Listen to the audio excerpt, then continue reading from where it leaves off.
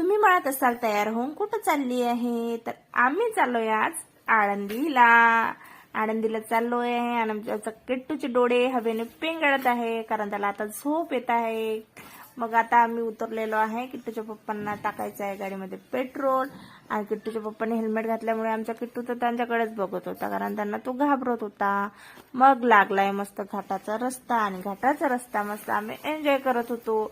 आणि वाहनं पाहून तर भीती पण तेवढीच वाटत होती, पण काय माऊलीच्या दर्शनाला जातो म्हटलं तर भीती कशाची. आणि आमचा किट्टू होता 8 महिन्याचा तेव्हा आम्ही दर्शनाला गेलो होतो, तेव्हापासून गेलो नाही. आणि माझे सासरे आले तेव्हा पण गेलो होतो. मग काय आता म्हटलं ठरवलं माऊलीच्या दर्शनाला जायचं. आणि शेवटी आली आळंदी. आळंदी आल्यानंतर गाडी पार्क केली. गाडी पार्क केल्यावर गाडीचे पार्किंगचे 20 रुपये घेतले, 2 व्हीलरचे. मग गाडी पार्क केल्यानंतर मग काय आळंदीला आल्यावर मस्त टिक्का विक्का लावला.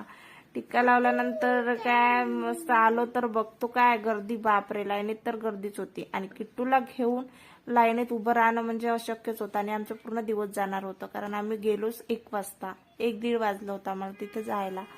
तर मग तिथे जाऊन आम्ही काय आमच्या किट्टूचा आणि किट्टूच्या पप्पाचा असं फोटो बिटो काढणं चालू होतं. मस्त सेल्फी काढत होते दोघं जण. गर्दी आहे म्हटल्यावर मग काय करायचं, तर मग काय माऊलीचं दर्शन आम्ही दुरूनच घेतलं. दुरून घेतलं म्हणजे इथं मस्त भरपूर लोक असे वारकरी येतात, ज्याची श्रद्धा असते. मग काय जिथे भाव तिथे देव, म्हणून असं दुरूनच दर्शन घेऊन घेतलं. आणि दर्शन घेतल्यानंतर निघालो मस्त आता इंद्रायणीच्या दर्शनाला.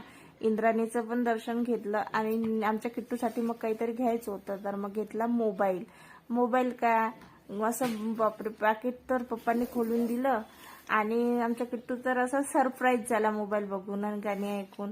मस्त त्याच्या तोंडावर हसू आलं. मग काय गेलो आता, तिथूनच अर्धा किलोमीटर आहे गजानन माऊलीचं मंदिर.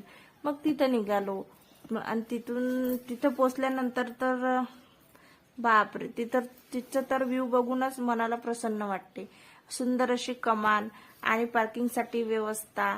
मस्त आतमध्ये गेल्यानंतर काय थपकत थपकतल्या पावलांनी गेलो, आणि मस्त झाडांची सुशोभीकरण असं पाहून तर मनाला एकदम प्रसन्न वाटतं. आतमध्ये गेल्यावर तर अजूनच आतमध्ये जाण्याची ओढ लागलेली होती. मग काय गेलो पटापट आतमध्ये. पायऱ्या चढत, दुरून दुरून लोक त्या दर्शनाला येतात. मग पायऱ्या चढत गेलो. आणि पाण्याची पण चांगली व्यवस्था होती, आणि लोक ध्यानस्थ बसलेले ध्यान मंदिरात. आमच्या किट्टूची अशी बडबड चालू होती. आणि किट्टूच्या पप्पांनी मस्त दर्शन घेतलं.